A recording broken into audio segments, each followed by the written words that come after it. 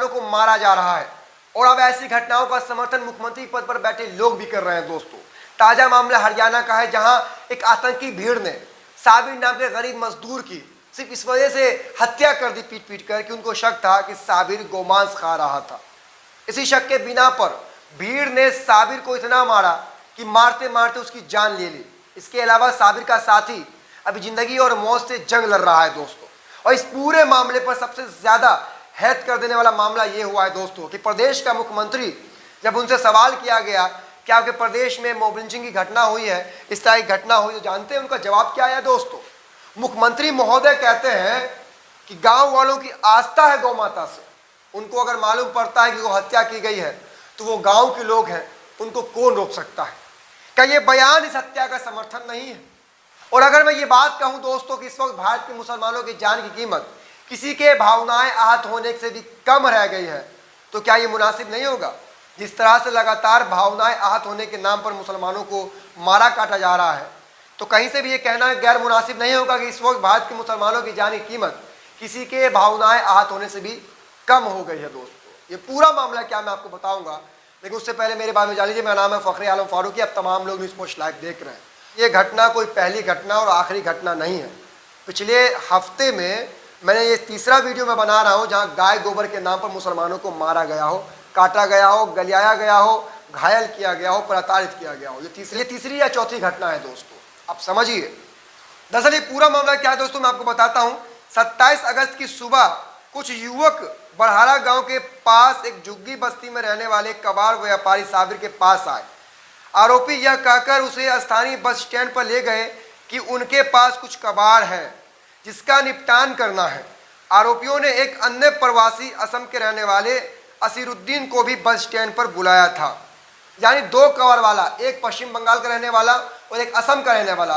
पहले का नाम साबिर और दूसरे का नाम असीरुद्दीन।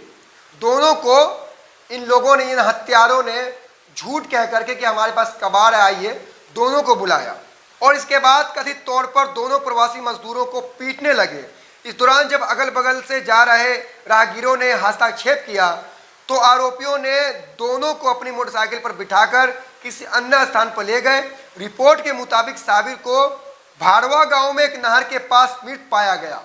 इन लोगों ने साबिर को मारते मारते मार दिया और नहर के पास फेंक दिया जहां उनको मृत पाया गया। वही असीरुद्दीन दूसरे स्थान पर घायल अवस्था में मिले, उनका अस्पताल में इलाज चल रहा है। समझ गए दोस्तों ये पूरा मामला। इन लोगों को सिर्फ शक था कि असीरुद्दीन और साबिर गोमांस खाते हैं। फिर क्या था, इन लोगों की भावनाएं आहत हुई। और उधर मुख्यमंत्री जी का भी तो कहना है कि गांव वालों की भावनाएं आहत होती है तो उनको कौन रोकने वाला है। वही हुआ कि इनको कौन रोकने वाला था, तो अभिषेक, रविंदर, मोहित, कमलजीत और साहिल ने मिलकर के इस घटना को अंजाम दिया और एक को जान से मार दिया। वहीं दूसरा अभी अस्पताल में जिंदगी और मौत की भी जंग लड़ रहा है। दोस्तों, तस्वीरें आपके सामने डरावनी है। खुलेआम गुंडागर्दी चल रही है, आतंकी अपना आतंक दिखा रहा है।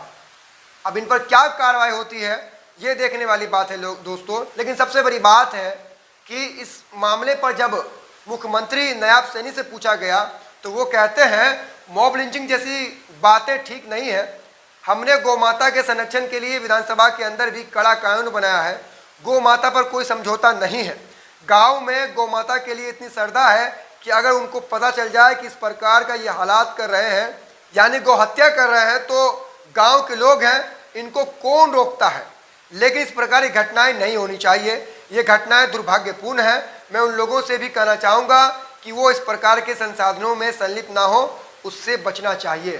कितना प्यारा बयान है मुख्यमंत्री का।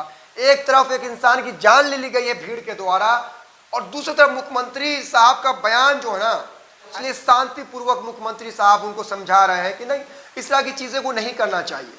लेकिन गांव वालों को कौन रोक सकता है? गांव वालों की अपनी श्रद्धा है, अपनी आस्था है, गांव वाले हैं, उनको कौन रोक सकता है? मुख्यमंत्री साहब ये बात कह रहे हैं। एक तरफ इशारा कर रहे हैं कि उनको कौन रोक सकता है, दूसरी तरफ कह रहे हैं कि नहीं, ऐसी घटनाएं नहीं होनी चाहिए, नहीं होनी चाहिए ऐसी घटनाएं। कहना क्या चाह रहे हैं मुख्यमंत्री जी? आप कहना क्या चाह रहे हैं? इस तरह की घटनाएं नहीं होनी चाहिए या गांव वालों को छोड़ रहे हैं कि जो मन मारा सो करते रहिए? आप कहना क्या चाह रहे हैं मालिक? साफ तो कर दीजिए। आपकी इन बातों का मतलब क्या निकाला जाए, क्या समझा जाए? क्या आप सख्त हैं हत्या के खिलाफ या शक के आधार पर किसी की जान ले लेंगे क्या? बताइए। शक के आधार पर किसी की जान ले लेंगे, लेकिन वही मुख्यमंत्री जी कह रहे हैं कि नहीं, इस तरह की घटनाएं नहीं होनी चाहिए। ये दो तरफा जो बयान है मुख्यमंत्री जी का, इस पर आप क्या कुछ कहते हैं कमेंट बॉक्स में बताइएगा दोस्तों। फिलहाल इस वीडियो को शेयर कीजिएगा, मिलते हैं अगले वीडियो में, तब तक अपना ख्याल रखिए। जय हिंद।